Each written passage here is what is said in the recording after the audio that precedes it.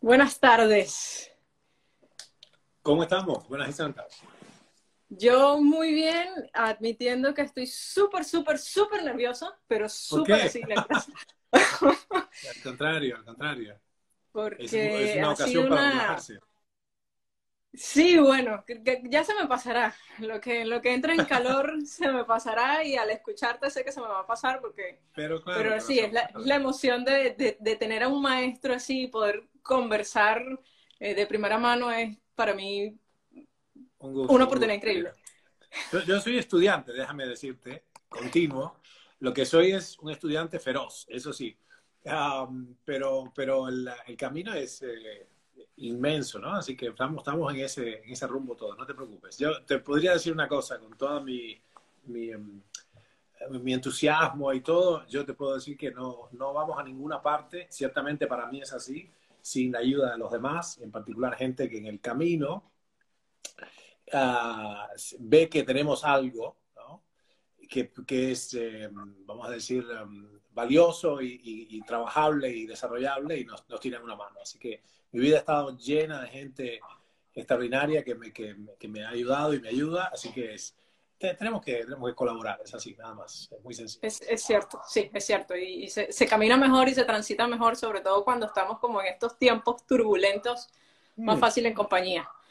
sí, Para quienes no conozcan a Ernesto, que no sé quiénes serán, es más probable que no me conozcan a mí, pero es no, un investigador, divulgador científico. Una de las cosas que más admiro es que te has manejado todo este tiempo y toda tu carrera ha sido en solitario, es decir, sin estar atado a una no, industria, a una farmacológica, a una universidad, y todo lo que has aportado en el mundo de la ciencia y de la salud me ha parecido maravilloso desde el día que te conocí, hace, no sé, ya como 3 años que nos encontré tu cuenta por acá qué bueno. y realmente he consumido tu contenido y me ha ayudado en lo personal a mi salud y abrirme la cabeza en muchos aspectos y transmitir esto a lo que hago, a la salud de los animales, ha hecho un Claro. clic maravilloso y por eso el rescate justo del tema que te invité a tratar, de los amores y peligros, estas Mm, casualidades de la vida, de que recién sacaste esa publicación en el blog,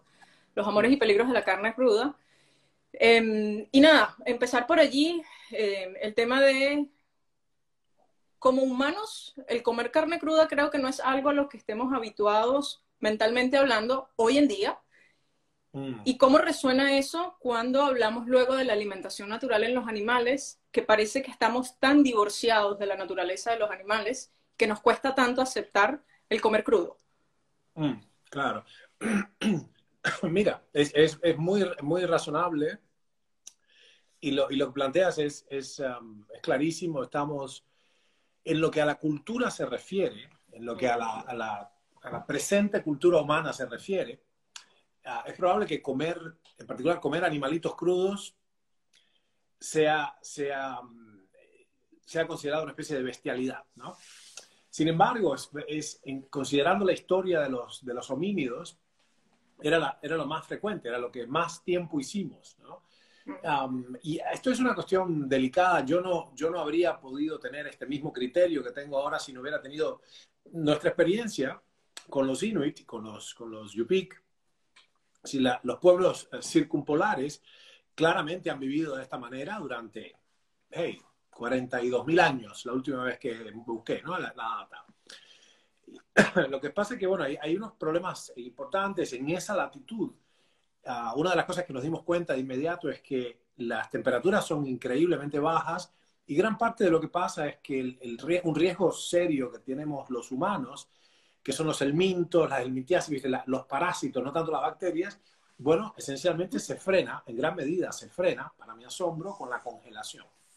O sea que esto es uno de los aspectos interesantes, más allá de que en las regiones tropicales esto es un peligro muy grande, las infecciones e infestaciones, porque son dos categorías, donde ellos estaban ahí arriba, no.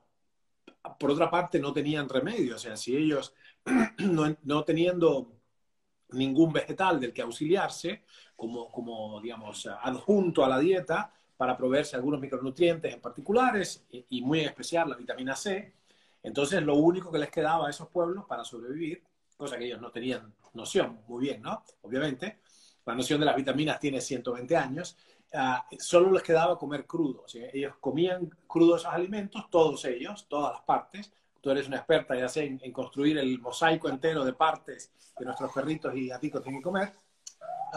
Pero francamente sin eso, lo que las experiencias ya posteriores muestran es que si tu única fuente son esos tejidos de los animalitos, diversos tejidos, todos ellos incluso, pero tú los cocinas, entonces ahí atenúas, si no directamente destruyes gran parte del potencial nutricional, porque muchas de estas sustancias son termolábiles. Bueno, habiendo declarado esto, es rarísimo para los humanos comer solamente cosas crudas, es difícil como experiencia, y por otra parte, bueno, está eso compensado con que la humanidad, finalmente yo pienso, avanzó sobre los demás ecosistemas, ahí sí ya de manera irrevocable, con el advenimiento de la revolución esta neolítica que fue el que domesticamos los granos, ¿no? Pudimos de alguna manera predeciblemente con el control de las cosechas y todo esto tener algo así como la posibilidad de almacenar energía, almacenar fuentes de carbono para los momentos difíciles del año, la sequía, los inviernos, etc.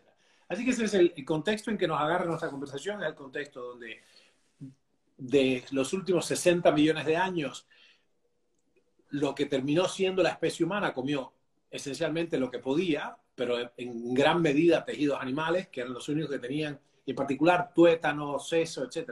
Es decir, perdone a las personas que no tienen esta práctica, es un poco duro, pero es la médula ósea y los sesos que estaban protegidos por digamos, una caja ósea que muchos animales no tenían acceso, para los humanos significaron la diferencia entre la vida y la muerte, porque ahí había un alto contenido calórico y nutricional, y eso de alguna manera preservó a los protohumanos de la muerte y la extinción. De hecho, se calcula que más de 8 especies paralelas para humanas, 8 especies tal como la nuestra, ciertamente con el mismo IQ y todo de esa época, se extinguieron. O sea, hay especies que eran evoluciones paralelas, como el tigre y la pantera, que los miras son casi iguales, o una cosa así, y los humanos y los otros, los parahumanos que estaban acá, directamente, hay evidencia muy sólida de que se extinguieron, esos otros humanos se extinguieron. Hay otras líneas que directamente no pudieron sobrevivir.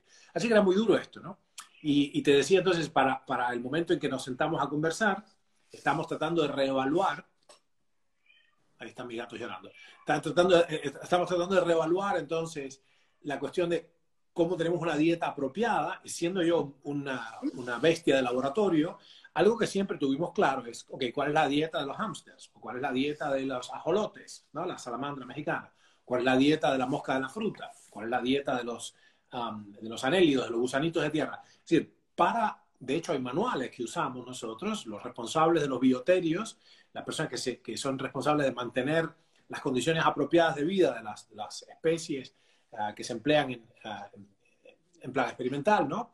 Saben perfectamente cuál es, es una lista específica de cómo se cuida apropiadamente, óptimamente a las diferentes especies. Y aquí que la especie humana, entonces pareciera tener discusiones, no nos hemos puesto ni de acuerdo. Me pregunto yo si algunas entidades suprahumanas quisieran hacer experimentos con nosotros, ¿qué dieta utilizarían para la dieta perfecta del ser humano? ¿Right? Es una cosa medio macabra, pero es un hecho que estamos en desacuerdo hasta de cuál es la alimentación apropiada para la especie humana, ¿no? Tú has seguido una línea que me parece muy interesante, te felicito, por cierto, por tu trabajo, de retomar con BARF y estas propuestas. Devara nos explicará seguramente qué es BARF, para el que no lo escuchó nunca.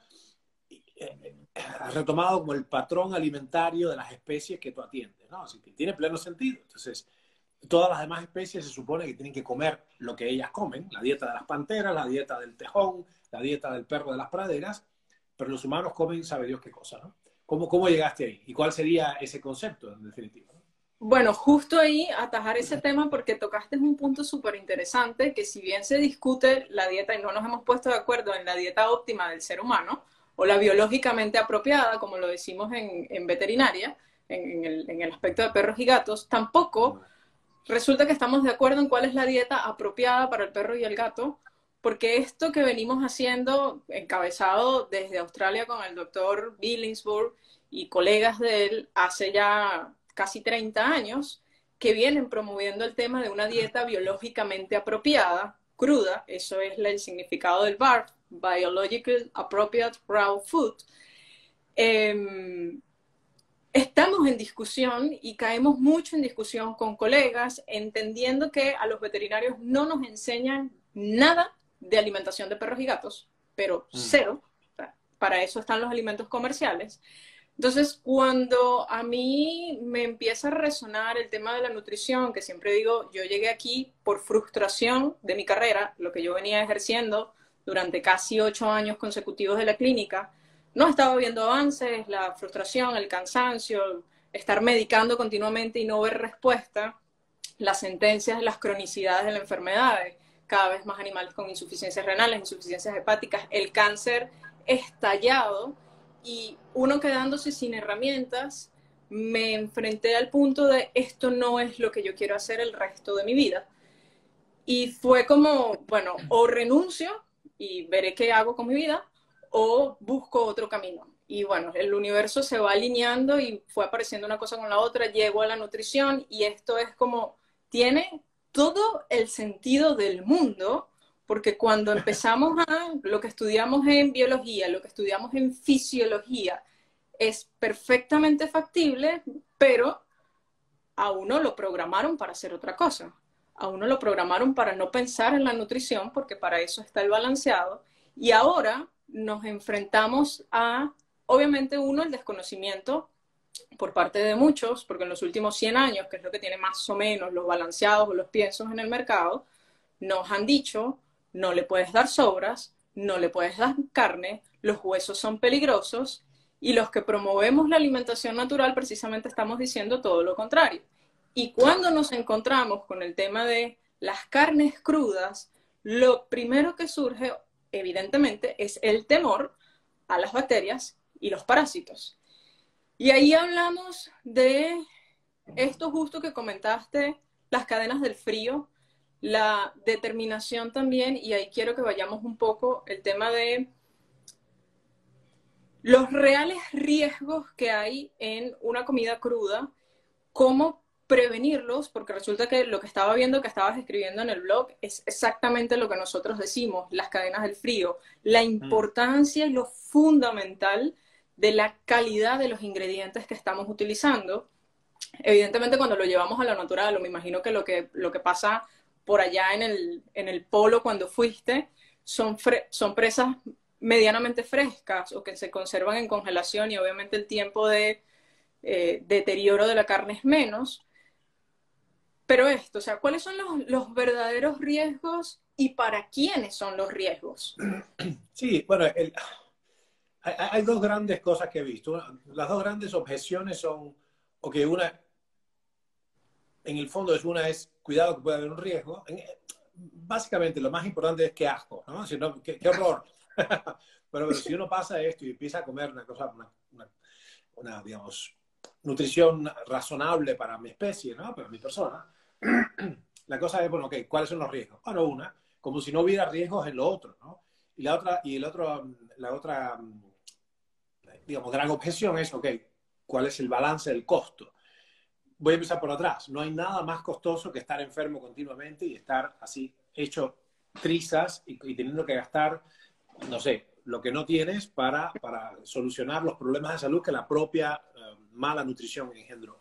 Así que al final, ¿cómo ponerlo en perspectiva? Es decir, para mí es una suerte de esquema perverso donde los alimentos estos, que no sé ni cómo se llaman, ¿cómo le llaman? Los piensos, ¿cómo le llaman tú? Piensos balanceados, perrarina, bueno, todo ultraprocesados. eso, claro, usan eufemismos como harina de ave. La harina de ave yo he visto lo que es simplemente picos, patas, plumas, mondongo, no sé qué, piel, una cosa rarísima, todo eso se envuelve y eso es harina de ave, ¿no? Que va en parte de la comidita de los animales, de los peces, todo. Bueno. Anyways, el punto es, lo que yo veo que es perverso es que ya está establecido, en particular con los piensos de bajo nivel, que van a producir problemas, tienen todos los metabolitos que quieras de las prácticas agroindustriales más burdas, y al final es casi garantizado que la misma entidad que te vende el pienso después te va a vender los fármacos y los tratamientos, porque básicamente el animalito va a volver casi por cronometrado con una enfermedad que puede ser falla renal, hepática, otros muchos problemas. Es increíble el cáncer en los animales como es, pero es casi imposible no tener este rollo, ¿no? Por cómo viven y comen nuestras mascotas queridas, ¿no? Pero bueno, sobre los peligros, la cuestión es, esencialmente lo que se sabe que es un problema son las parasitosis. Pero hay una tierra media acá que sería una... Hay que entender bien cómo se hace, pero lo que hemos encontrado es que el congelamiento fuerte, curiosamente, eso detiene, de alguna manera mata los anisakis, por ejemplo, esto lo hemos visto, estas lombrices de los pescados, se mueren por congelación. Y los huevos se deshacen por una cuestión de las presiones. Esto no es lo mismo con las bacterias, que hay algunas bacterias se esporan y todo esto, pero no es ningún problema. El tracto intestinal de los perros, por ejemplo, es tan corto que no le da tiempo a avanzar.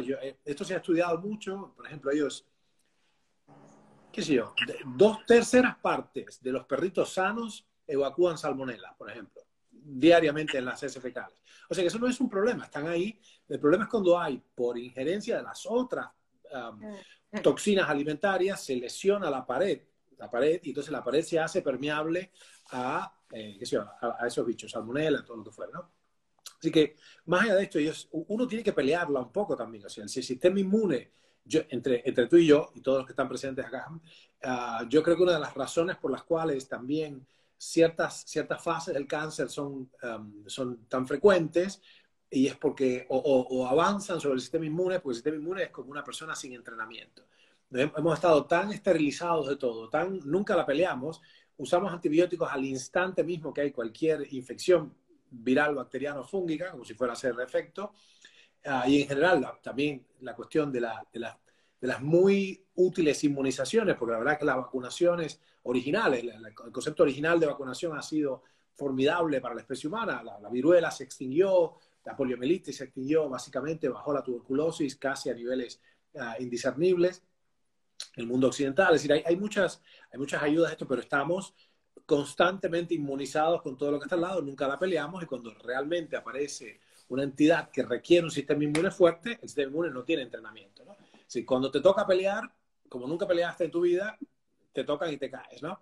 Así que bueno, es muy particular eso. Yo pienso que lo más congruente, obviamente, es, digamos, habida cuenta que está bien eso que está ahí, que en lo que está de la alimentación para los animalitos, ¿no? Nos ahorramos infinidad de problemas, desde la cuestión dental hasta los trastornos, cosas tan sencillas, por ejemplo, que el animal coma no carne magra o lo que fuera, órganos magros, sino que se come el otro animal que suele comer, y que eso incorpora un poco incluso de pelaje, pellejo, pieles, cosas raras.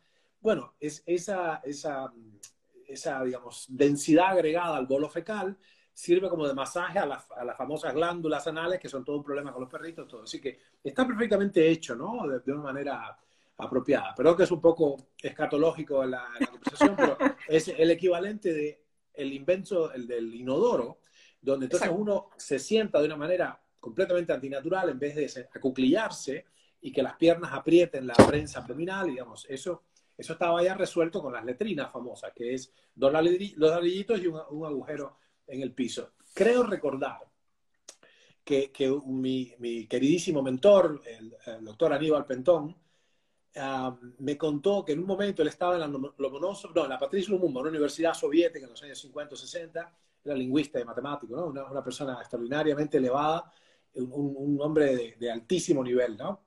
Y fue a un lugar, yo no me acuerdo bien si era en Sochi, algún lugar como un balneario de esos típicos de Rusia, por ahí. Tendría que preguntar a la familia, porque no me acuerdo exactamente el lugar, pero el asombro fue que era un hotel o un balneario, un lugar de nivel, de lujo, por lo menos, digamos, de nivel, y, oh sorpresa, el baño, en vez de ser un inodoro con tanque, que se yo, era una letrina. Bellísima todo, con mármol, todo lo que era, pero una letrina. Es decir, técnicamente, en términos biomecánicos o más correctamente ergonómicos, el lugar para hacer las necesidades era congruente con la anatomía humana. Hacer una letrina en vez de un inodoro. Bueno, en fin, cierro este ridículo paréntesis de los inodoros y todo. Pero el punto es que estamos tan a contramarcha de lo que fisiológicamente tenemos que hacer que finalmente no nos va bien, no nos puede ir bien. El estreñimiento, ahí está, en Turquía, una cosa así, por ejemplo, dice Elsie. Es decir, que hay un elemento acá de volver a los orígenes y eso que tú tienes tan claro y que es tan obvio. O sea, para el que llegó ahora y no sabe, lo que estamos hablando es BARF, es biologically, digamos, Appropriate raw food. podría decir, a la A de apropiado es tanto, vamos a ponerle más A, es apropiado, asimilable, en fin, hay Adecuado. adecuado, por ejemplo. O sea, hay un montón de cosas que podíamos poner. Tenía un par más de AES ayer, pero me la olvidé ahora. Asimilable es una interesante, ¿no? Sí. Casi te diría que es, yo diría BAF más que BARF, ¿no? Porque es un buen acrónimo, porque acrónimo, perdón, BARF también es como la onomatopeya de un ladrido, ¿no? BARF, BARF, es como, puff, como un ladrido, ¿no? O sea, estas comidas biologically appropriate o assimilable esencialmente son, oh sorpresa, qué gran asombro, lo que ellos han comido durante los milenios que precedieron a la historia humana. Es decir, los perros no son descendientes de los lobos, no son como lobos domesticados, bueno, que comen estos bichos. Obviamente comen cosas apropiadas para su especie. Así que me parece muy, muy particular. Yo no tendría mayormente, digamos, objeciones con esto. Es difícil, en términos bromatológicos, un montón de rollos, es difícil para los humanos, francamente, hacerse de una dieta realmente apropiada, cruda, y creo que hay, digamos, es más difícil, nosotros estamos con más fragilidad respecto de esto. Pero el pH de un estómago perruno, o sea, canino, tiene pH de 1, es como más ácido que una batería, en el ácido de batería. Es decir, nosotros para llevar al estómago un pH, por ejemplo, si tú pones, qué sé yo, 20 gramos de ácido ascórbico en agua, ácido ascórbico en agua, en un vaso con 250 cc, yo lo hemos pedido y tiene 2 de pH. Cuando tú pruebas aquello es durísimo, es decir, yo lo hice para que todos exploráramos en mi laboratorio cómo es el entorno estomacal, ¿no? Bueno, los perritos tienen 1,5 de pH, o sea, es súper ácido y las bacterias cuando caen ahí, a burlola, ¿no? Tienen que darle tiempo, la transición a una dieta cruda, completa, como planteaba en su momento. El único texto que yo leí, creo que te lo dije por interno, era Raw Meaty Bones. Hace miles de años era, creo que un poco el originador, ¿no? Que quiere decir huesos crudos, carnosos, ¿no? Huesos carnosos crudos, exacto. Claro, una cosa así. Raw Meaty Bones, que es una extensión, ¿no?, del asunto. Así que bueno, yo pienso que para ellos es muy fácil. Con los humanos un poquito más de cuidado, en particular los humanos adultos. Hay unas prácticas que no voy a describir porque son un poco difíciles, pero los esquimales tienen una cosa para cuando alguien ya no tenía la capacidad para comer, ellos premasticaban la comida, en fin, la comida de sus familiares, ¿no? Todo un asunto. Es una vida muy difícil, pero ciertamente estamos preparados para ello, ¿no? Yo diría que tanto por digamos, el probable, admitiblemente, el probable riesgo de algún contagio es exactamente el mismo que el de los alimentos que normalmente consumimos. Si la gente viera los restaurantes en los que come, normalmente no fuera nunca más. Esto yo te digo, o sea, es un desastre. Y por otro lado, el costo, el precio, yo lo veo infinitamente mejor comer bien, de acuerdo con mi especie, con mi biología, para no tener enfermedades en el futuro, porque es claramente mucho más caro, ¿no? Es que ahí, por ejemplo, el tema de lo de las bacterias, que tocaste varios temas súper importantes y que siempre lo recalcamos, porque volvemos, el tema principal del miedo es a las bacterias y a los parásitos. Bien has comentado en un par de ocasiones que son mucho más delicados los parásitos por la transmisibilidad que puede existir, pero que la congelación inactiva o elimina a muchos de ellos, y estamos hablando de congelación por menos de 15, 18 grados centígrados. Nosotros generalmente lo que sugerimos es menos 18 grados centígrados, congelado mínimo 3 días, y estamos prácticamente aniquilando cualquier potencial patógeno parasitario. Punto muy importante que siempre también hablo con el tema de las bacterias. Las bacterias no las eliminamos necesariamente, sino detenemos el crecimiento. Porque, como bien dijiste, el tema de ahí venimos a confiar también en lo propio del animal.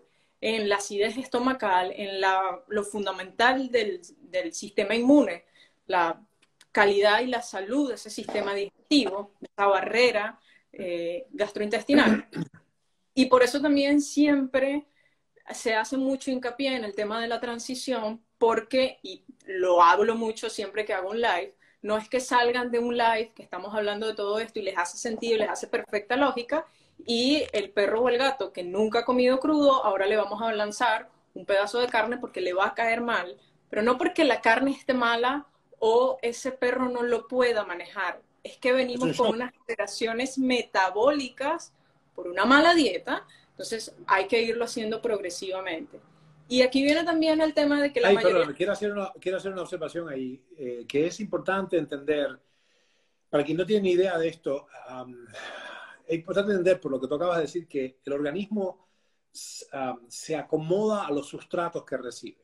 Escuchen esto, el organismo se acomoda, o sea, se ajusta, esto es un ajuste a nivel del núcleo de las células, y ocurre una feroz transcripción hacia aquellos factores que son capaces de metabolizar lo que recién entró. Lo que quiere decir esto es que en función de los sustratos que tú pongas, el organismo se va a manifestar o a perfilar en esa dirección. Quiere decir que nosotros perfectamente podemos reacostumbrar al organismo de nuestros animales o de nuestros bestiales cuerpos a consumir y a volver a, en una vieja frase, manducar, ¿no? A volver a manducar aquello que, para lo cual estamos diseñados, que por cierto, por otra parte, nosotros necesitamos las bacterias, porque esta idea de un tracto intestinal aséptico es una idea estúpida totalmente, completamente ilógica y natural, camino de la perdición, por otra parte, porque nosotros necesitamos digamos, esa riqueza étnica, esa variedad étnica de la microbiota. Si tenemos una microbiota estrecha en términos del abanico de especies, vamos a estar en problemas. Sorry que te interrumpí, pero es importante que la gente entienda que la transición no es simplemente una cuestión, o sea, que la máquina biológica que tienes delante no tiene no es que, lleva gasolina o gas natural comprimido nada más, es un auto. No, no, no.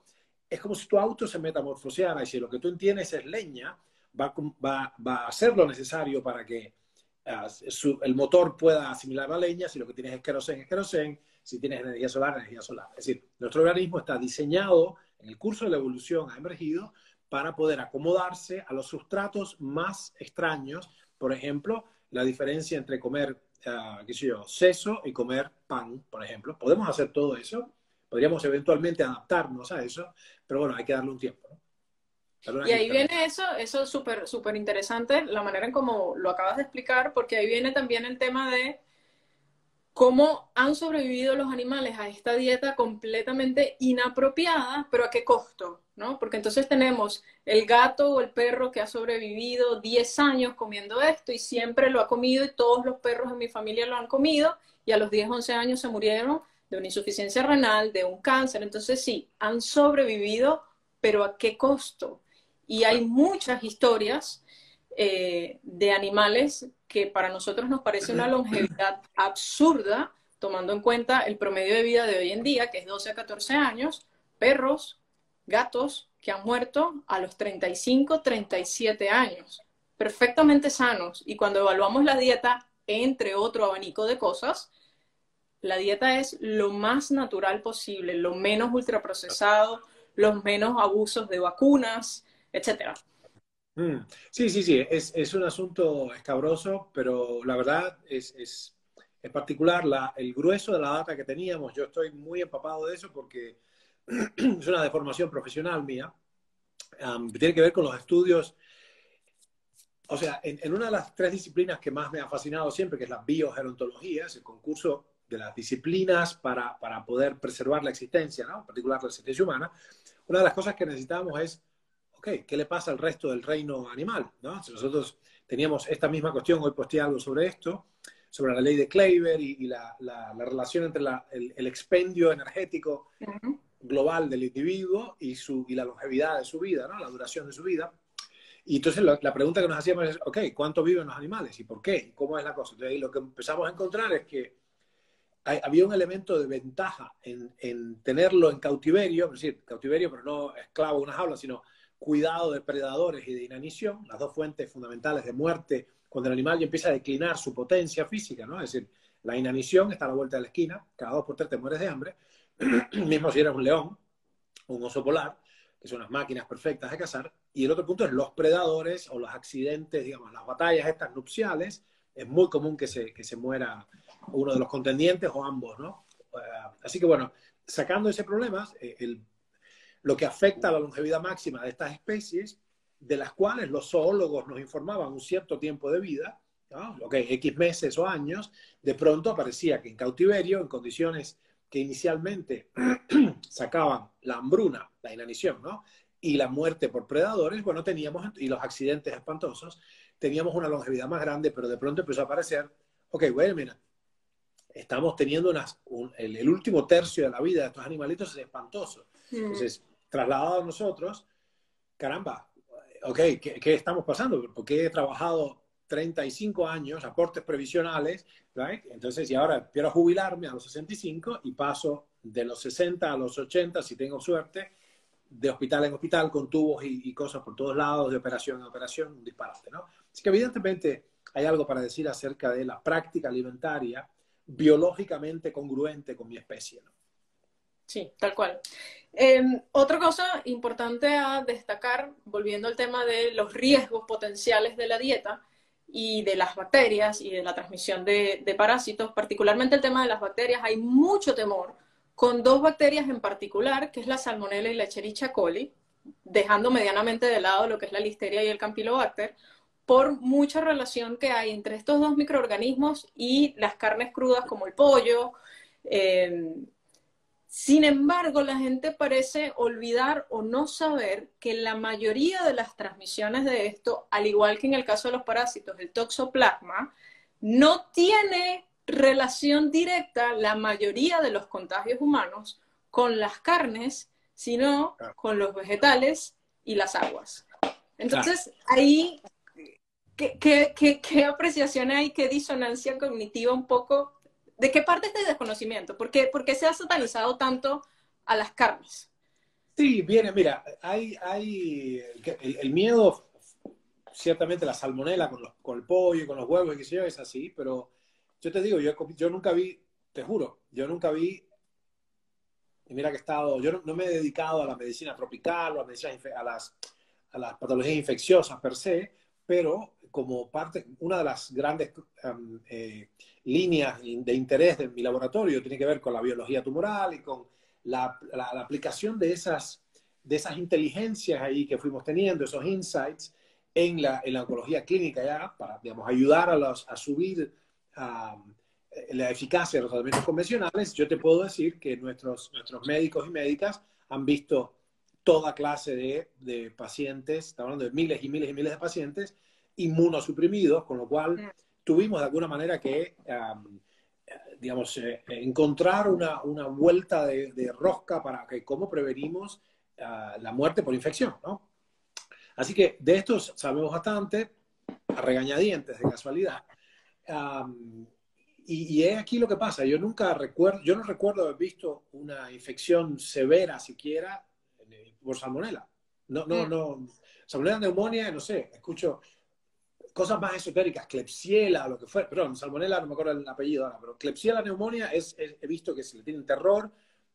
Para nosotros le perdimos el miedo porque se usan ciertas sustancias, no me quiero desviar acá, pero se usan ciertas sustancias vitamínicas, etcétera, para fortalecer el sistema inmune, que se deshace de esto. Francamente, no sé, yo como huevos todos los días, los huevos nunca están limpios, yo te voy a decir, los pongo así, apenas se cocinan la clara, me lo como, sabe Dios lo que muchas veces hay cáscaras ahí adentro, yo estaría muerto ya, ¿no? Yo creo que eso no es un problema para nosotros, particularmente. La Escherichia coli está sorry que tenga la pronunciación que le dan los yankees más, ¿no? Que es la I, la pronuncia como I, coli, para mí es coli, o sea, del colon, ¿no? Quiere decir, la Escherichia es muy común, hay algunas cepas medio raras que son medio de temer, pero es un bicho muy común, ¿no? Yo pienso que francamente, son unos poquitos de fantasmas, porque si las condiciones son correctas, toda la historia de la humanidad, no la humanidad, de la animalidad en realidad, toda la historia de la biosfera, los últimos 500 millones de años, ese problema ha estado siempre. Los animales se comen unos a otros, los ciclos estos se renuevan constantemente, hay contaminación cruzada, la que quieras, hay zoonosis de todos los colores. Zoonosis, para el que no escuchó el término, es la transmisión de un agente patógeno potencial de un hospedero a otro por múltiples vías. Esto está lleno, ¿no? En Cuba teníamos mucha precaución con eso, en mi isla natal, porque bueno, estaba la cuestión de la cisticercosis y todo esto, que es muy difícil, en particular con los chanchitos y que la carne mal cocinada de los chanchos. Bueno, es un problema por cómo, digamos, cómo está fabricada esa carne, digamos. Claro, entonces ahí tiene muchos problemas, ¿no? Las cadenas de frío. Esto se pone complicado el minuto que tú tienes una cadena de distribución, donde tienes, por ejemplo, una ciudad que está a kilómetros de los lugares donde básicamente se faenan los animalitos. Es decir, el proceso es muy diferente. Cuando tú tienes, qué sé yo, las regiones tradicionales donde se hace el quipe crudo, ¿no? El quipe es, la persona va al mercado, allí mismo obtiene el corderito en el momento, lo sacrifica al corderito y la persona se lo lleva y directamente lo faena allí mismo. Es decir, no hay transición, ¿no? Para ningún lado. Así que bueno, yo no tendría grandes problemas con esto. La verdad es que si tenemos noción del proceso, tú sabes a qué si yo le tendría miedo, la verdad, a los carcinógenos ambientales que están en todas las partes de esos cortes de carne perfectamente empacados, brillantes, están todos llenos de cosas non santas por cómo se fabricó. Es como ineludible y en el fondo, al final, es mucho peor. Yo creo que si está, yo no recuerdo, ¿tú recuerdas problemas concretos de animalitos que pasaron a BARF y se intoxicaron o se envenenaron, o sea, se infectaron? No. Realmente comprobado que el problema haya sido la alimentación, no.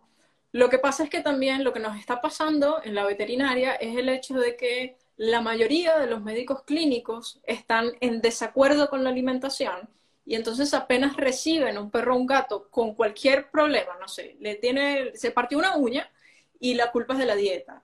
Y entonces, sí, entonces viene un sesgo muy importante a la hora de evaluación. Entonces, más de una vez a las personas les hacen, por ejemplo, nosotros promovemos mucho, en vez de desparasitar de forma rutinaria, que es algo que se maneja mucho, que cada 3 meses dale la pastilla desparasitante, hagamos primero un examen de heces. Y muchas veces entonces en el examen de heces se reporta Salmonella SPP, que es básicamente una salmonela que no tenemos el apellido, no sabemos quién es como decir María, y culpamos a todas las Marías de un problema, sin entender, como bien dijiste hace ratito, que la salmonela es un habitante natural del intestino, yo creo que de todos los animales, pero ahí viene el punto. Entonces hay mucho sesgo realmente de los pacientes que yo he tenido cuando hemos tenido gastroenteritis, gastroenterocolitis o cualquier problema digestivo, vienen asociados al procesado que vienen comiendo y que cuando los pasamos a la alimentación natural, cruda o cocida, porque ahí venimos al otro punto que quería tocar, mejoran muchísimo las condiciones. A veces es un proceso y ahí entrando, porque bueno, obviamente lo seguro es, bueno, le tengo miedo a lo crudo, yo sé que la cocción mata todo, entonces voy a manejar una dieta cruda, una dieta cocida. Pero, algo que también hablaste al principio y lo mencionabas en el blog, lo que se pierde cuando cocinamos. Entonces, claro.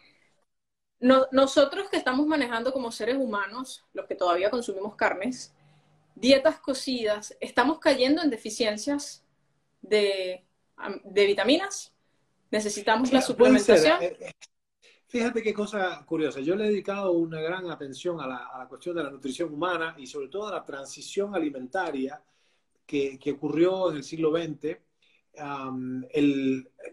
Yo, de hecho, he comprado libros viejísimos, de libros que tienen más de 100 años, que son, viste, así, mira, a mí no me toques, porque estaban como libros de colección, y he rescatado muchos libros que gracias a una iniciativa de Google de hace años ya, de digitalizar toda la obra escrita de la humanidad, se han preservado muchos trabajos que están destruidos y son difíciles de leer porque son, qué sé yo, un montón de conjeturas, qué sé yo, lo que pensaban los epidemiólogos en 1909 o 1901 o 1897, ¿no? Algunas de las cosas, bueno, son como medio elementales, no se conocía, y son páginas y páginas de, bueno, conjeturas, una más ridícula que otra, hasta que de pronto algo de verdad aparece, ¿no? Pero es importante la contribución de O sea, se avanzó mucho en el primer tercio del siglo XX, se avanzó enormemente. Por los dos vías, se reveló algo que estaba completamente oculto para el conocimiento humano, que era la existencia de micronutrientes. Los macronutrientes eran muy obvios, teníamos las proteínas, las grasas y los carbohidratos, y entonces más o menos estaban bien descritos. Había de algún modo una comprensión de que los minerales tendrían que jugar algún rol en la funcionalidad de los animales o en la biología, porque básicamente era obvio el contenido de calcio de los huesos, el fósforo, etcétera. Bueno, esto estaba claro. Entonces, proteínas, grasas, carbohidratos, minerales. That much is clear. Pero de pronto apareció que había enfermedades espantosas, mortales, beriberi, pelagra, escorbuto, anencefalia, etcétera, que de pronto se reveló, la ceguera, por ejemplo, por falta de un factor misterioso que después vieron que el retinol, que nosotros llamamos vitamina A, ¿no? Bueno, todo esto ocurrió en un periodo muy especial, muy fecundo, que por cierto, desde la perspectiva, yo como hombre de ciencias, les quiero decir a todos los que escuchan que hace falta mucho dinero para hacer ciencia. La ciencia más interesante del primer tercio del siglo XX se hizo virtualmente toda con fondeo oficial. El Instituto Kaiser Wilhelm, digamos, qué sé yo, grandes inversiones de parte del Estado en algo que básicamente no tenía ninguna promesa de retorno económico. O sea que hay una cosa interesante ahí para rescatar. Y en ese mismo periodo, interesantemente, basado sobre el trabajo de Louis Pasteur, Joseph Lister y otros muchos, de pronto surge algo muy interesante, que es, ok, nosotros podemos inutilizar a un flagelo de la humanidad con la eritromicina o la penicilina. Surgieron estas cosas interesantes entre la guerra, o sea, descubiertas en medio de la guerra de los micromundos, como digo yo, ¿no? De los hongos contra las bacterias y los virus. Bueno, todo este contexto de los primeros 30 o 40 años del siglo XX nos dejan la cuestión de que teníamos que entender por qué la gente moría si le faltaban ciertos micronutrientes, un factor misterioso. Y apareció entonces la tiamina, el retinol, el ascorbato, el ion ascorbato, vitamina C, etc. Esto fue tremendo. Y gracias a eso, de pronto, en un esfuerzo claro de la posguerra, por paliar la enorme deficiencia nutricional humana, en particular en los niños, hay una estrategia, perdón que me está sonando esto, está alarmando Apple Watch. Con todos los problemas de la dieta, digamos, posmoderna, ¿no? Con el exceso de azúcares refinados, qué sé yo, muchos conservantes que son problemáticos en muchos sentidos, etcétera.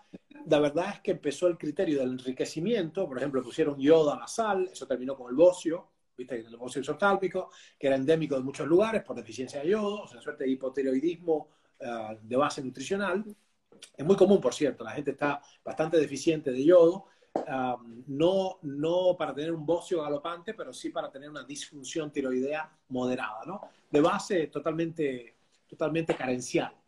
Y así, me parece que respondiendo a tu pregunta, sé que ha sido una perífrasis muy larga, pero es lo que la cocción nos quita, porque hay una fracción de los micronutrientes que son termolábiles, como dijimos antes, lo que la cocción nos quita nos lo da de alguna manera el agregado que le dan, esa fortificación que es muy común en productos como, qué sé yo, la harina, las cereales para niños. Bueno, de hecho, el escorbuto, que fue un azote de la humanidad, la falta absoluta de vitamina C, destruyó así poblaciones enteras, civilizaciones enteras, y constituyó el cuello de botella, el obstáculo irremontable del descubrimiento de nuevos mundos, hasta que de casualidad, por usar limas y manzanas, naranjas y limones y todo esto, digamos, los expedicionarios de la Pinta, la Niña y la Santa María pudieron llegar finalmente vivos al Nuevo Mundo y descubrir las Américas, ¿no? Pues ahí entonces empezó de alguna manera a resolverse este problema, porque con apenas un poquito de vitamina C que le ponen como acidificante o como acidulante, como conservante, a algún producto enlatado, que nutricionalmente es una porquería, por lo pronto no te mueres de escorbuto. Entonces es una circunstancia muy extraña. Hemos descubierto la DDR, las dosis diarias recomendadas, que son las cantidades mínimas imprescindibles para no morir muerto así como una mosca en verano. Pero entonces pareciera ser que eso es suficiente. Así que por un lado tenemos justo lo suficiente para no tener una brutal enfermedad carencial, pero tenemos una carencia relativa y el organismo está habituado a usar una técnica que se llama, le pusieron triage, que es que el organismo de los organismos vivientes, los animales ciertamente, los mamíferos con toda seguridad, saben alocar los pocos nutrientes que pueden rescatar del plasma sanguíneo, los alocan a los lugares más especiales. Básicamente los ovarios y el cerebro, una cosa así, ¿no? O como mucho el corazón y la nariz para que puedas olfatear y no te coman los osos. Bueno, así que los nutrientes escasos son alocados en los tejidos relevantes para la supervivencia a corto plazo. Claro, vamos otra vez. Los nutrientes escasos de una dieta crónicamente deficiente son alocados en ciertos tejidos del cuerpo relevantes para la supervivencia a inmediato plazo. Pero lo que eso nos deja es, querida, nos deja crónicamente malnutridos y el fenotipo, la manifestación esta biológica, el fenotipo de malnutrición crónica se parece al envejecimiento. Es exactamente lo que pasa con el envejecimiento. Así que la malnutrición crónica básicamente acelera el envejecimiento. ¿Qué podemos hacer al respecto? Yo pienso que es una de cal y una de arena, ¿no? Es decir, por ejemplo, si se me ocurre en el medio, yo sé que tú eres una no quiero decir una defensora extrema, pero eres una representante de esto, claro, no, apasionado seguro, pero si tú tienes una posición tomada con respecto a los animales y fundamentada a los alimentos crudos, quiero decir. Y por supuesto que hay una posición muy clara acerca de sobrequemar y sobrecocinar los alimentos. ¿Qué tal lo siguiente? ¿Qué tal si puede hacerse una suerte de cocción intermedia muy cuidadosa? Por ejemplo, el ceviche, por ejemplo, es una interesante idea, que es usar el ácido de los limones y el ajo y la cebolla y todo eso, se me hace la boca agua, para romper algunos enlaces de estas sustancias, que pueden ser mariscos o las propias carnes y todo, para bajar un poco, y por cierto, matar a las bacterias. Eso baja la tasa de descomposición y es una solución de compromiso, donde tienes lo mejor de los dos mundos de alguna manera. Preservas el valor nutricional, bajas la probabilidad de infección e infestación y estás en el medio con algo así. Para eso hay que tener limones, ajo y cebolla y todo, ¿no? Me voy a babear en cualquier momento. Bueno, anyways, otro punto es una cosa interesante que hacen los chinos, aprendieron a hacer una especie de salteado ligero donde la comida no se recocina, ni mucho menos, nunca pasa de 100 grados. Y la otra que yo he usado mucho es cuando digamos, no me quiero, por ejemplo, el cerdo, qué sé yo, incluso en los circuitos de comida orgánica, qué sé yo, a veces es delicado.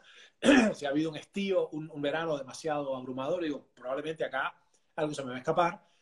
Yo me he infectado, por cierto, comiendo pescados crudos, mucho en una época muy importante, muy intensa de mi laboratorio. Estábamos lanzando allá lejos y hace tiempo nuestro laboratorio, nuestro centro de terapia metabólica. Pasé escribiendo un libro que está hace mucho agotado, pasé comiendo sashimi todo el tiempo en un lugar que ya desapareció, así que no es importante, que es un lugar famoso, un restaurante japonés famoso que ya desapareció, y me pesqué una clase de enteritis que no te puedo explicar. Evidente, creo que fue ahí, porque yo no estaba haciendo bien las cosas tampoco, o sea, bueno, en fin, anyways. El punto es, shit happens, you know, pero ¿sabes la cantidad de veces que me he enfermado por comer en lugares completamente occidentales que cocinan todo? Bueno. Y entonces el compromiso decía, puede ser un hervor, digamos, el hervor tapado hace que si alguien no tiene de otra y no te puedes enfermar, porque no puedes, ¿right? Una madre soltera, si me enfermo ahora, ¿qué hago?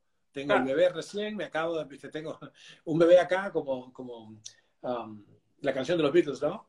Y tengo un bebé acá y otro tirándome de la saya, y bueno, ¿cómo hago? No me puedo enfermar. Bueno, el hervor de estas de carnes o lo que fuere, baja 99,9% las probabilidades de que haya un bicho. No estás sobrequemando esto, vas a perder quizá un 50% del poder micronutricional, pero estás más o menos en el medio, ¿no? Sería una cosa así, ¿no? Qué sé yo, es difícil asegurar eso. Francamente, ¿a quién le voy a creer? Porque si uno está en un edificio, en el medio de una capital, el sacrificio del animalito que uno intenta comer, o los huevitos, o lo que fuere, de las gallinas, o lo que fuere, hace 3 días ocurrió. Eso no es de ayer. Entonces hay toda una cadena que muy probablemente tenga fallas, ¿no? Yo creo que ahí depende mucho, y eso que comentas justo del tema de las cocciones es algo que yo sugiero. la mayoría de los pacientes que yo tengo son pacientes que vienen enfermos. Soy feliz cada vez que me dan la oportunidad de trabajar con un cachorro, porque el cachorro, la manera en cómo lleva la alimentación, o sea, nunca tenemos problemas. Y es un cachorro que nunca jamás se enferma. Porque lo traemos desde el mes, 2 meses, mientras más temprano empecemos mejor, fortalecimiento del sistema inmune, variabilidad de la microbiota, es una cosa hermosa de ver y de trabajar, y cuando hacemos los controles hematológicos todo está bello. Lamentablemente eso no es el común denominador son pacientes mayores de 5 años que vienen con cambios de dieta, que ya vienen con gastritis, enteritis, pancreatitis y todas las itis habidas y por haber. Y obviamente empezar allí con una dieta cruda es explotarle el cuerpo a ese animal con la crisis asociada de nervios entendible para el cuidador. Y en esos casos yo lo que manejo son dietas cocidas o lo que yo llamo semicocido. Son periodos, que es lo que acabas de describir, periodos cuidados de cocción que yo me apoyo mucho al vapor, baño María, 10 minutos de cocción y vamos bajando el tiempo, fortaleciendo el organismo. Estas cosas de lo que hablabas de estas, digamos, suplementación de las cosas que se puedan perder con la cocción, que nosotros los humanos con lo comercial tenemos ese añadido, en los animales tratando de preservar, no dar ese tipo de cosas, suplementamos con vitaminas o minerales aparte y viene maravilloso. Lo ideal sería imitar esta presa y el hueso carnoso y la carne cruda, pero entender que no siempre lo ideal es lo óptimo para ese paciente en particular. Y atajando también una cosa que dijiste que es sumamente importante, las recomendaciones en la nutrición está lo que es la NRC, que es siempre se me olvida, Nutritional Council, no me acuerdo qué cosa, que fueron los que establecieron estos requerimientos recomendados, que es lo mínimo indispensable para que el animal no se muera de una deficiencia. Y ahí es a donde apunta. Eso fue brutal. National Research Council, eso fue muy importante. Y hay me sale Helen Hansel, pero no es ella. Fue una científica brutal que tuvo la tarea de hacer esto, porque fue la que, y ahora como muy fácil, bueno, se sentó y escribió una tabla. No. Fue crucial conceptualizar que había requerimientos, vamos a decir, unsurmountable. Tengo un problema con los dos idiomas. Pues no le puede pasar por encima. Había una cantidad mínima requerida de los micronutrientes. Sine qua non, la vida no funciona. Eso fue importantísimo porque además creó por primera vez una guía para decir, bueno, ¿cómo hacemos para que la gente no se nos muera? Número uno, ¿no? Así que eso es muy importante, pero el asunto acá es cómo yo puedo entonces hacer una transición a algo que sea, francamente, aquí entre nosotros, una extensión, o sea, el tratamiento que tú estás planteando de una nutrición biológicamente congruente, nutrición apropiada, asimilable, ¿no? La B y la A de BARF, para las especies de nuestras mascotas, nuestros animalitos, nuestros hermanos animales, es una extensión del criterio que teníamos que usar con nosotros mismos, ¿no? Es decir, ok, ¿cuál es la práctica alimentaria congruente, biológicamente asimilable para mi especie, ¿no? Y bueno, en el medio de eso creo que podemos, yo creo que hay gente que le encantará, hay un tipo muy simpático, un personaje que se llama Liver King, que me trajo, uno de la gente del grupo me trajo, yo no tengo tiempo para seguir a nadie, pero el tipo come todo crudo, decía. Además de eso, es obvio que se inyecta esteroides anabólicos de todos colores, por supuesto que es así, es obvio, pero es muy simpático como es un extremo polar, ¿no? Yo estoy muy atento a esas personalidades extremas, ¿no? Y de ahí aprendemos mucho. Por cierto, by the way, la gente que está en este ámbito, una cosa es lo que la gente dice hacer y otra lo que hace, ¿ok? Y eso, yo he tenido, Dios me ha favorecido, no sé quién, el arquitecto de la luz, me ha favorecido. Yo he podido sorprender sin querer, no es que soy suspicaz, nada de eso, personas que tienen una cierta política y una cierta narrativa de lo que son y de pronto hacen otra cosa. Es una incongruencia tremenda, que he abierto una gaveta de un médico y digo, what the hell is that? Un médico que supuestamente es súper keto, no sé cuánto, y metabolista, y de pronto tiene un montón de chocolates y qué sé yo, con crema llena de la peor cosa que puedas creer para la merienda de hoy, ¿no? Así que bueno, hay una incongruencia, este es un llamado a todos nosotros, yo el primero, hay una incongruencia ontológica y es bastante difícil, es un gran logro, yo diría, escuchen al tío Ernesto, es un gran logro poder comportarse, conducirse de acuerdo con lo que uno mismo dice que profesa. Entonces, cuando empieza a ver eso, cuando empieza a haber unidad de pensamiento, palabra y acción, estamos en otro nivel de desarrollo personal. Fíjense qué difícil, les dejo esta tarea para mañana, que es que nuestros actos sean congruentes con lo que decimos y lo que decimos sean congruentes con lo que pensemos. Entonces, esa unidad de pensamiento, palabra y acción construye mujeres y hombres de verdad, ¿ok? Mujeres y hombres realmente, realmente humanos, ¿no? Que es todo un camino para todos. Bueno, ojalá que sirva. Gracias, Ernesto. Yo pudiera seguir hablando por horas contigo, pero bueno, sé que tienes una agenda súper ocupada. Te agradezco infinitamente la oportunidad de conversar contigo, todo el conocimiento que nos has regalado en este rato, que no sé cuánto llevamos. De verdad que muchísimas gracias. Admiración absoluta a tu trabajo. Te cedo el espacio para pedirnos. Gracias a todas las personas que se conectaron. No, al contrario, corazón, es un gusto para mí. Y de hecho fue una agradable sorpresa ver que se retomó yo estoy en mi mundo, en mi torre de marfil, ¿no? Ridícula. Y, porque es una especie de icono de silencio, ¿no? Es decir, es una especie de hecho, cultivamos una ignorancia selectiva de manera voluntaria y consciente, ¿no? Y esta ignorancia selectiva tiene su precio a pagar. El precio es que me pierdo de gente fabulosa, pero bueno, por suerte tenemos este espacio para conocernos, ¿no? Pero te decía que una de las cosas que con sorpresa me ha sido útil y agradable de tu trabajo es que se retomó algo y yo pensé que era una cosa que había quedado atrás. Como te dije, este libro de Raw Meaty Bones, y es algo que, bueno, algunos cuidadores de perros sagaces tenían y que estaba como perdido, este eslabón alimentario de la especie canina, que son nuestros aliados hace 12.000 años, ¿no? Y están siempre con nosotros. Así que ha sido un gusto ver que gente como tú sostiene enarbolado esta bandera de BARF, de esta alimentación biológicamente compatible, de comida cruda y otras cosas, ¿no? que necesitamos, ellos y nosotros. Así que te agradezco muchísimo la invitación, a ver si nos podemos reunir en algún momento y ver correr a los perros.